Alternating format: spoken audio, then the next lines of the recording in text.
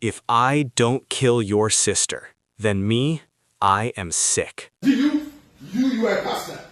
You don't know whether you are or not. You are a pastor, my friend. Get the fuck out of here before I fuck you up. We didn't come here for you. We did not come here for you. Don't let me hurt you. Leave. We didn't come here for you. We came to get something. Can I promise you something? Promise me. If I don't kill your sister, then me, I am sick. Imagine standing in a room, holding a camera, and recording those exact words. You're looking at your brother-in-law, a man who claims to be a man of God, a prophet with thousands of followers, and he is calmly, or perhaps too intensely, promising to end your sister's life. You think it's just a heated argument. You think it's just posturing. You tell your sister to get a restraining order, to stay away, to call the police. You hope the law will be a shield. But 48 hours later, the prophet decides to prove he isn't sick. In the middle of a bright, sunny Tuesday morning in Orlando, Florida, the air was shattered by the sound of gunfire. Not once, but 4 times.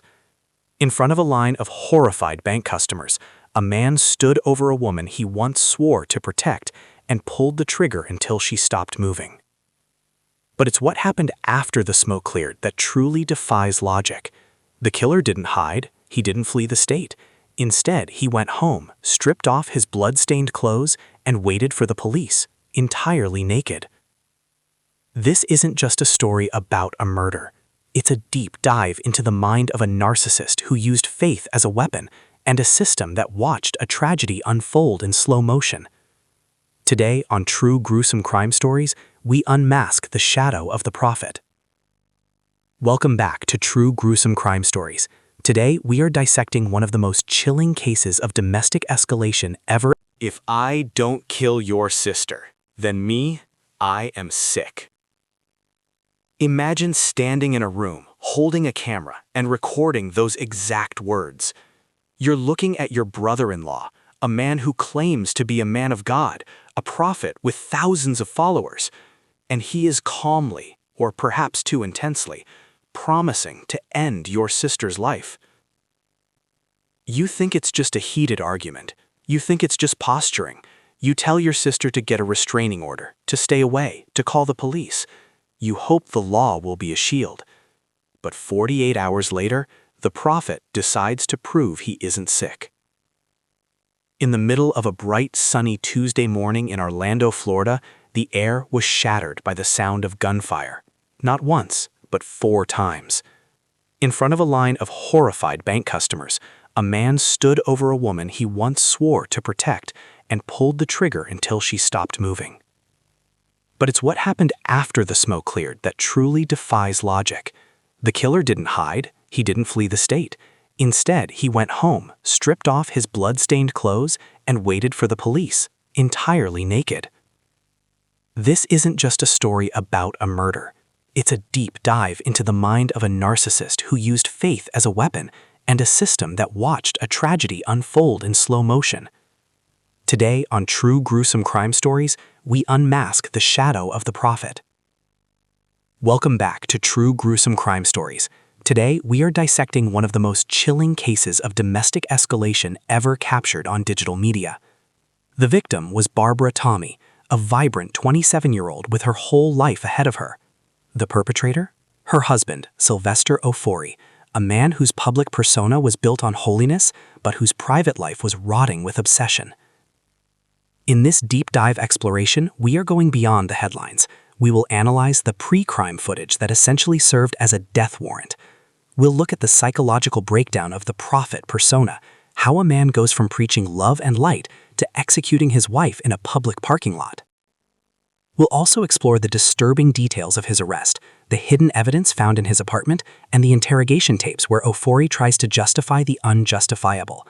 By the end of this video, you'll understand the terrifying reality of coercive control and why the most dangerous person in a room is often the one claiming to have the loudest voice from God. Stay with us, because the details of what Sylvester said to detectives while sitting in that interrogation room will make your skin crawl. September 8th, 2020, Orlando, Florida. The Navy Federal Credit Union on Gardens Park Boulevard is usually a place of quiet transactions and morning routines. Barbara Tommey was an employee there, known for her work ethic and kind demeanor. At 8:53 a.m., Barbara stepped out to move her car. It was a mundane task, something millions of people do every day. But as she walked across the asphalt, she wasn't alone. Witnesses described a tall, thin black male who seemed to appear out of nowhere. He didn't shout, he didn't rob her, he followed her with a focused, predatory gait. One witness, standing just feet away, recalled the moment the reality set in. She saw the man reach into his waistband. She saw the black metal of a handgun. She asked the woman next to her, "Is that real?" The answer came in the form of a deafening crack. The first shot hit Barbara as she tried to flee toward the bank doors. She collapsed, but the shooter wasn't finished. In what can only be described as a cold-blooded execution, he stood over her and fired 3 more times. One of those bullets passed through both of her eyes. It was a symbolic act of violence, as if he wanted to make sure she could never look at the world or him ever again. The 911 calls began flooding in immediately. Step away, please," officers shouted as they arrived on the scene. The parking lot was a sea of shell-shocked witnesses. The body of a young woman lay near the entrance.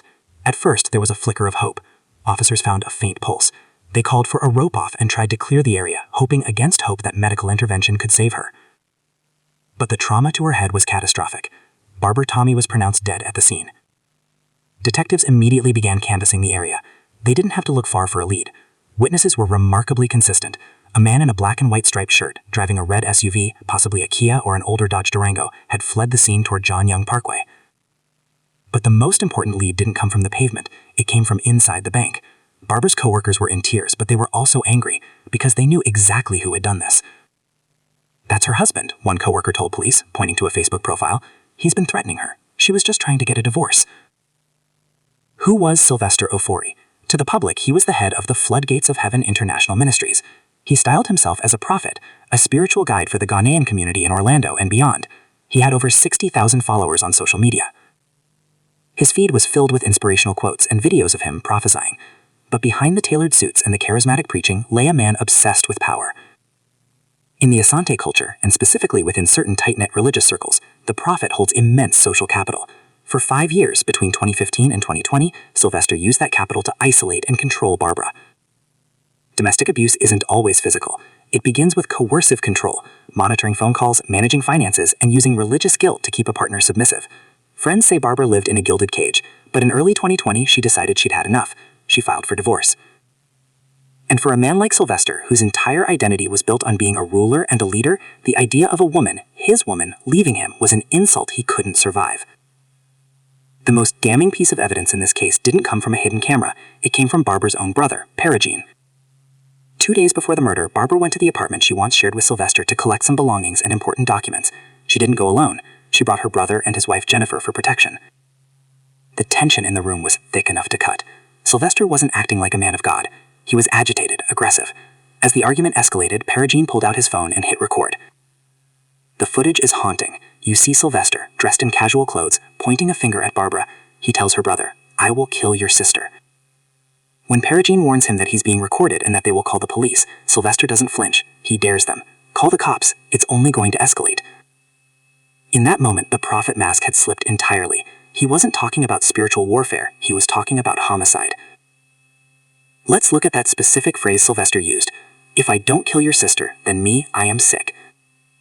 In his twisted logic, killing Barbara wasn't an act of madness. It was a cure. To him, her defiance, her divorce, and her independence were the sickness that was ruining his life. By eliminating the problem, he felt he was restored to his position of power. This is a classic trait of a narcissistic killer. They view their victims not as human beings with rights, but as extensions of their own ego. If the extension malfunctions, by leaving, it must be destroyed. Despite the clear thread, Barbara didn't get a restraining order that day. Maybe she thought it was just talk. Maybe she was exhausted by the years of drama. That hesitation is something many domestic abuse survivors experience. The hope that the storm has finally passed, unaware that it's actually the eye of the hurricane. As detectives searched for Sylvester, they looked at his digital footprint. Just hours before the shooting, Sylvester posted a final, chilling message on Facebook. He wrote, "One thing people gotta understand about extremely kind, nice, loving people is that their other side is just as extreme." This was his manifesto. In his mind, he was the kind, loving person, and the murder he was about to commit was simply the extreme reaction to being pushed. This post served two purposes. First, it was a warning to his followers. Second, it was a way to frame himself as the victim even before he pulled the trigger. He was setting the stage for his defense. She made me do this. By the afternoon of September 8th, the Orlando SWAT team had tracked the red Kia to an apartment complex on 6177 7th Street. They knew Ofori was inside, and they knew he was armed. The standout didn't last long. Over the loudspeaker, police ordered the occupants of apartment 207 to come out with their hands up. The door opened, and out stepped the prophet. He wasn't wearing his striped shirt. He wasn't wearing anything at all. Sylvester Ofori surrendered to police completely naked. When asked why, his response was as cryptic as his Facebook posts. Naked we came, naked we leave. This wasn't a sign of madness. Criminal psychologists suggest this was a final act of control. By stripping, he was stripping the police of their ability to search him for weapons, but he was also performing. He was turning his arrest into a spiritual statement, a reset of his soul. He wanted the narrative to be about his philosophy, not his crime. In the interrogation room, Sylvester's demeanor was jarring. Most people who have just committed a murder are either catatonic, hysterical, or stone-cold silent. Sylvester was chatty. He smiled. He laughed with the detectives. He asked for a drink. He complained about not having his nice clothes to wear. He even tried to bond with the investigators, telling them about the dichotomy of man, the idea that we all have two sides. I met her in 2012, he told them. I gave her everything. Note the language. He didn't say, we built a life. He said, I gave. To him, Barbara was a project, a beneficiary of his greatness. When she changed, meaning she started thinking for